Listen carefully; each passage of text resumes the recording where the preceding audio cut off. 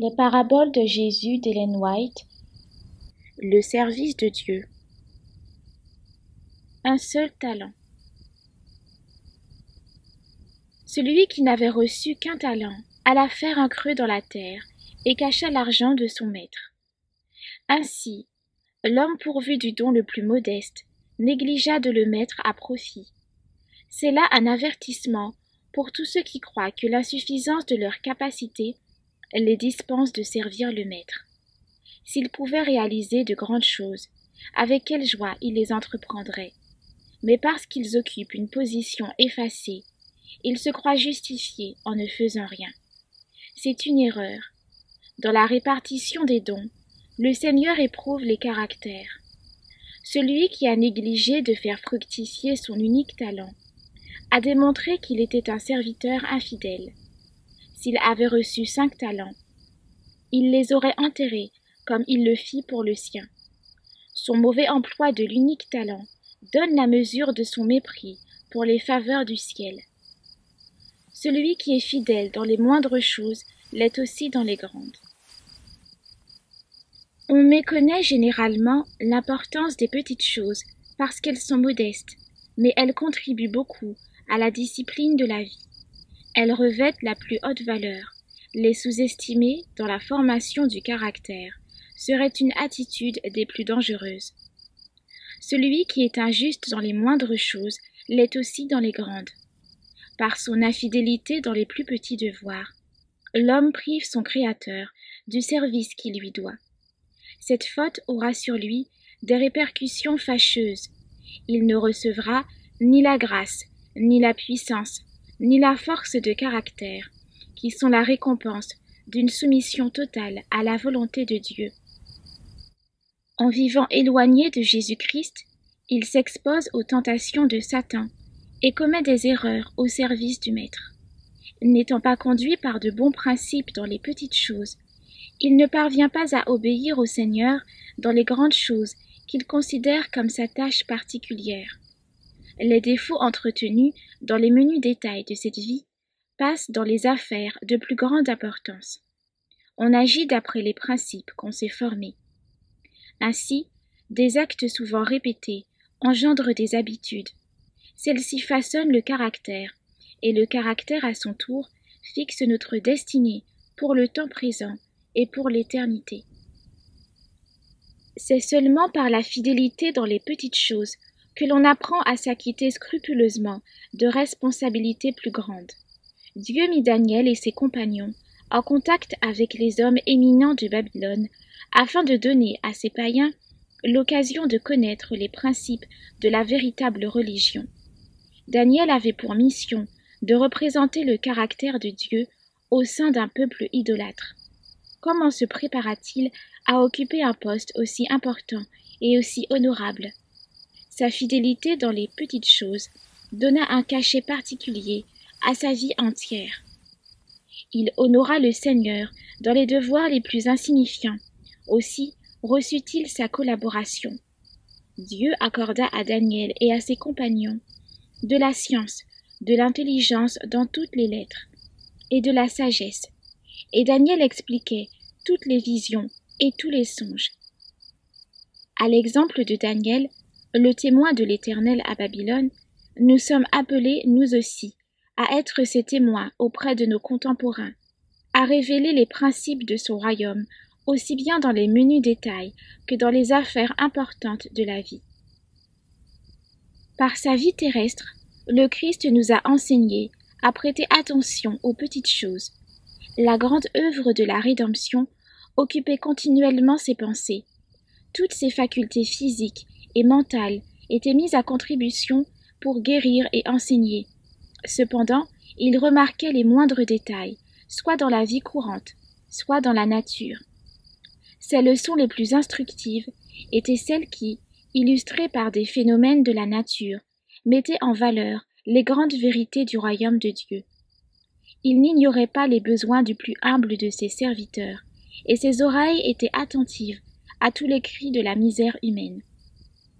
Il ne resta pas indifférent à la détresse de la pauvre femme qui, perdue au milieu de la foule, l'avait touché. Le moindre geste de foi recevait son exaucement. Quand il ressuscita la fille de Jaïrus, il conseilla à ses parents de lui donner à manger. Quand, par sa grande puissance, il triompha lui-même de la mort, il eut soin de plier et de ranger le linceul qui avait servi à l'envelopper. En qualité de chrétiens, nous sommes appelés à collaborer avec le Christ au salut des âmes. C'est la tâche que nous nous sommes engagés à entreprendre. La négliger constituerait une infidélité à son égard. Mais pour nous acquitter de ce mandat, il faut suivre l'exemple du Maître en nous occupant consciencieusement des plus petits détails. C'est ainsi que le succès nous sera assuré dans chaque branche de l'activité chrétienne. Le Seigneur désire que son peuple atteigne le plus haut degré dans son expérience, afin qu'il puisse le glorifier par des facultés que lui-même veut lui accorder. Sa grâce a tout préparé pour nous permettre de faire savoir au monde que nous suivons des plans meilleurs que les siens. Nous croyons en un Dieu puissant pour agir sur les cœurs. Nous avons donc à établir la supériorité que cette foi nous confère sous le rapport de l'intelligence, de l'habileté et de la connaissance. Ceux qui n'ont pas reçu de grands talents ne doivent pas se laisser aller au découragement, qu'ils travaillent avec les moyens dont ils disposent, surveillant les points faibles de leur caractère et cherchant à le rendre fort par la grâce divine. Il faut que la fidélité et la loyauté président à chacun de nos actes. Cultivons les qualités qui nous permettront de nous acquitter de notre tâche.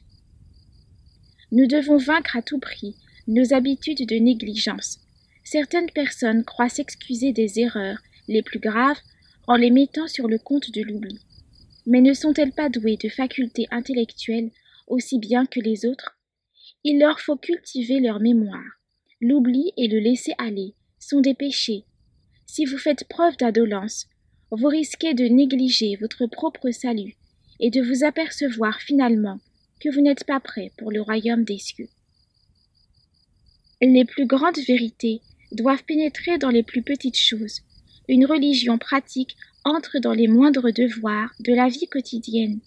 L'homme se qualifie avant tout par une obéissance absolue à la parole du Seigneur. D'aucuns estiment que s'ils ne sont pas directement employés à une œuvre religieuse, ils sont improductifs et n'ont aucune part à l'avancement du règne de Dieu. Quelle erreur!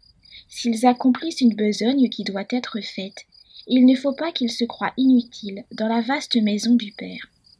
Même les devoirs les plus humbles ne sont pas à négliger, car tout travail honnête est une bénédiction, et celui qui s'en acquitte fidèlement se prépare pour une plus grande œuvre.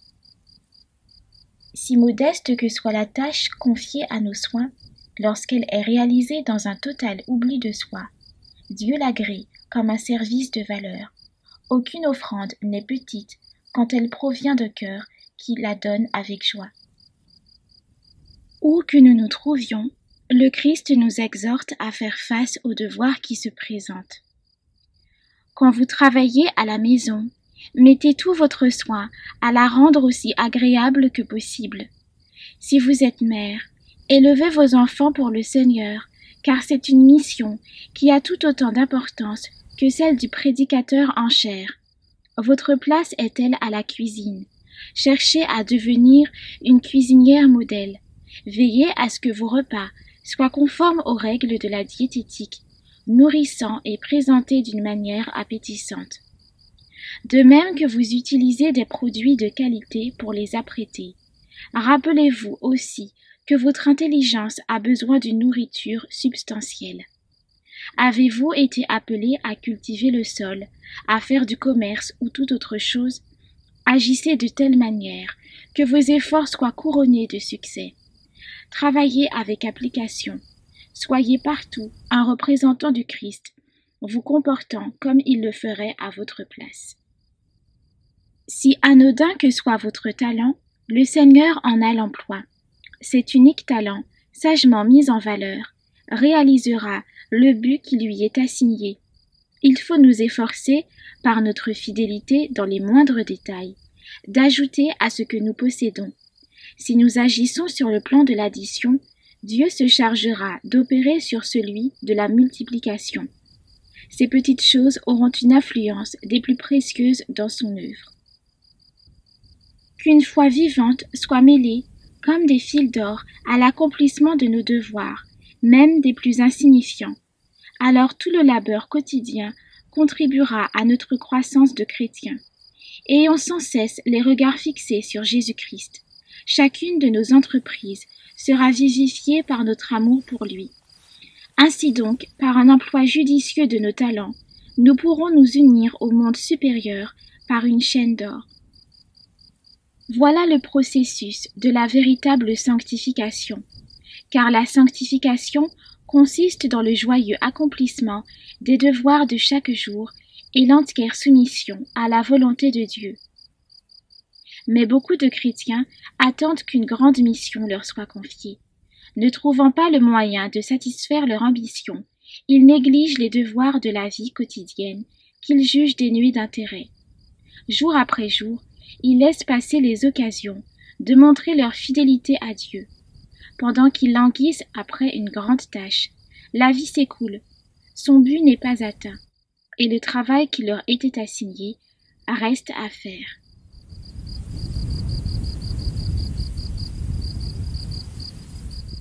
Retrouvez plus de lecture des ouvrages de l'Esprit de prophétie sur lerest.org.